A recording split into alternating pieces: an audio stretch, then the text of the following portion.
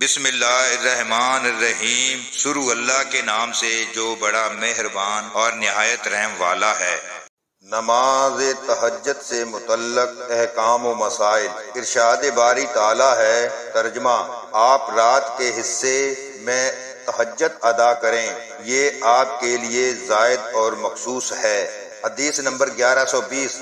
حضرت ابن عباس رضی اللہ عنہ سے روایت ہے، انہوں نے فرمایا کہ نبی صلی اللہ علیہ وآلہ وسلم جب رات کے وقت تہجد پڑھنے کے لیے کھڑے ہوتے تو یہ دعا پڑھتے: اے اللہ، تو ہی تعریف کے لائق ہے، تو ہی آسمان و زمین اور جو ان میں ہے انہیں سنبھالنے والا ہے، تیرے ہی لیے تعریف ہے، تیرے ہی لیے زمین و آسمان اور جو کچھ ان میں ہے ان کی سربراہی ہے، تیرے ہی لیے تعریف ہے، تو ہی آسمان و زمین کا نور ہے، تو ہی ہر طرح کی تعریف کا سزاوار ہے، تو ہی آسمان اور زمین کا بادشاہ ہے، تیرے ہی لیے تعریف لائق ہے، تو خود بھی سچا ہے اور تیرا وعدہ بھی سچا ہے، تیری ملاقات یقینی اور تیری بات برحق ہے، جنت اور دوزخ برحق،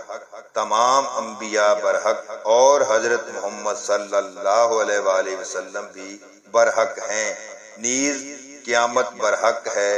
اے اللہ، میں تیرا فرما بردار اور تجھ پر ایمان لایا ہوں، تجھ ہی پر بھروسہ کرتا اور تیری ہی طرف رجوع کرتا ہوں، تیری ہی مدد کے ساتھ مخالفین سے برسر پیکار ہوں اور تجھ ہی سے فیصلہ چاہتا ہوں، تو میرے اگلے پچھلے پوشیدہ اور ظاہری گناہوں کو معاف کر دے، تو ہی پہلے تھا اور تو ہی آخر میں ہوگا، تیرے سوا کوئی بھی معبود برحق نہیں۔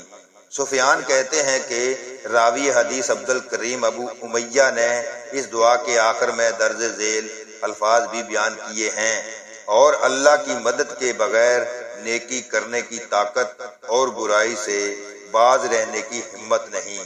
سفیان نے کہا کہ سلیمان بن ابو مسلم نے طاؤس سے یہ حدیث سنی تھی، انہوں نے حضرت عبداللہ بن عباس رضی اللہ عنہ سے اور انہوں نے نبی اکرم صلی اللہ علیہ وآلہ وسلم سے۔ حدیث نمبر 1121۔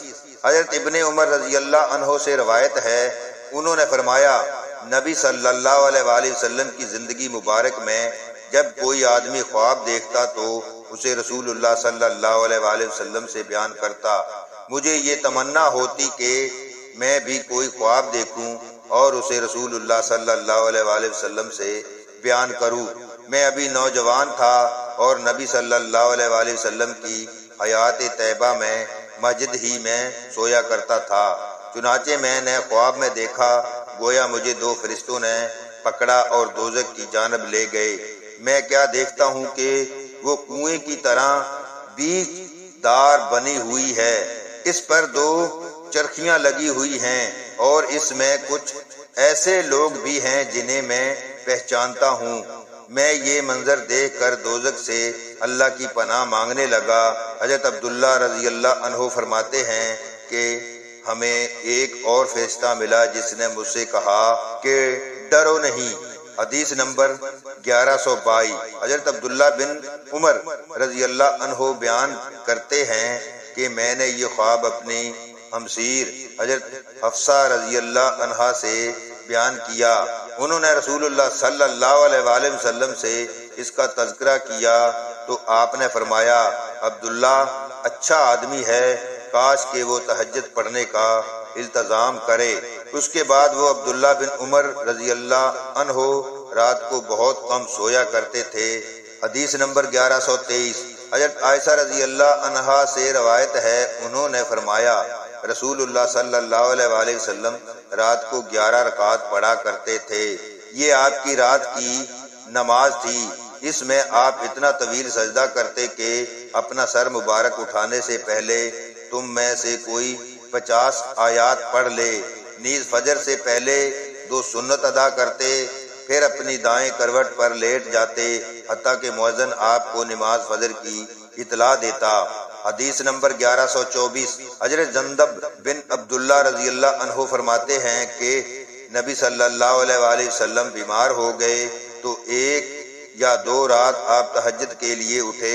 حدیث نمبر 1125۔ حضرت جندب بن عبداللہ رضی اللہ عنہ ہی سے روایت ہے کہ حضرت جبرائیل علیہ السلام نبی صلی اللہ علیہ وآلہ وسلم کے پاس آنے سے رک گئے تو قریش کی ایک عورت نے کہا، اس کے شیطان نے آنے میں دیر کر دی ہے۔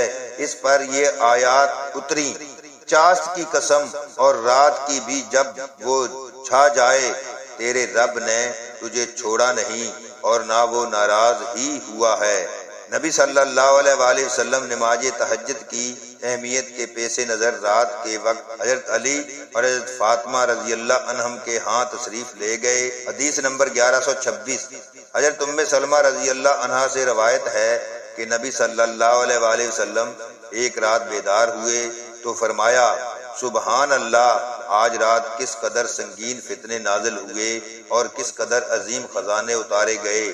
کون ہے جو ان حجروں میں سوئی ہوئی عورتوں کو بیدار کرے؟ بہت سی عورتیں جو دنیا میں لباس پہننے والی ہیں آخرت میں بالکل برہنہ ہوں گی۔ حدیث نمبر 1127۔ حضرت علی بن ابی طالب رضی اللہ عنہ سے روایت ہے کہ ایک رات رسول اللہ صلی اللہ علیہ وآلہ وسلم ان کے اور اپنی صاحبزادی حضرت فاطمہ رضی اللہ عنہا کے پاس تشریف لائے اور فرمایا، تم دونوں نماز تہجد کیوں نہیں پڑھتے؟ میں نے عرض کیا، اللہ کے رسول، ہماری جانیں تو اللہ کے ہاتھ میں ہیں، جب وہ ہمیں اٹھانا چاہتا ہے اٹھا دیتا ہے۔ جب میں نے یہ بات کہی تو آپ واپس ہو گئے اور مجھے کوئی جواب نہ دیا۔ پھر میں نے دیکھا کہ واپس جاتے ہوئے آپ اپنی زبان ران پر ہاتھ مار رہے تھے اور فرما رہے تھے، انسان سب سے زیادہ جھگڑالو ہے۔ حدیث نمبر 1128۔ حضرت عائشہ رضی اللہ عنہا سے روایت ہے، انہوں نے فرمایا، رسول اللہ صلی اللہ علیہ وآلہ وسلم ایک کام اگرچہ وہ آپ کو پسند ہوتا اس خوف سے ترک کر دیتے تھے کہ لوگ اس پر عمل کریں گے تو وہ ان پر فرض ہو جائے گا۔ چنانچہ رسول اللہ صلی اللہ علیہ وآلہ وسلم نے نماز چاشت کبھی نہیں پڑھی، لیکن میں پڑھتی ہوں۔ حدیث نمبر 1129۔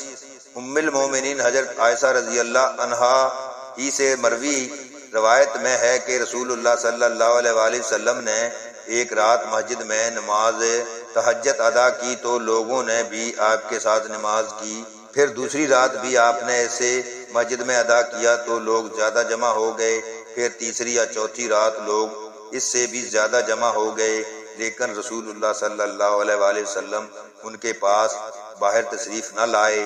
جب صبح ہوئی تو آپ نے فرمایا، میں تمہارے جذبات کو ملاحظہ کرتا رہا، لیکن مجھے اس بات نے آپ لوگوں کے پاس آنے سے باز رکھا کہ مبادا نماز سب تم پر فرض ہو جائے۔ واضح رہے کہ یہ واقعہ رمضان میں پیش آیا۔ حضرت عائشہ رضی اللہ عنہا فرماتی ہیں کہ رسول اللہ صلی اللہ علیہ وآلہ وسلم نے اس قدر طویل قیام کیا کہ آپ کے پاؤں پھٹ گئے۔ فطور کے معنی پھٹ جانا ہے، چنانچہ ان فطرت کے معنی ہیں جب آسمان پھٹ جائے۔ اللہ تعالی ہم سب کو دین کو صحیح معنوں میں سمجھنے کی توفیق عطا فرمائے، آمین ثم آمین۔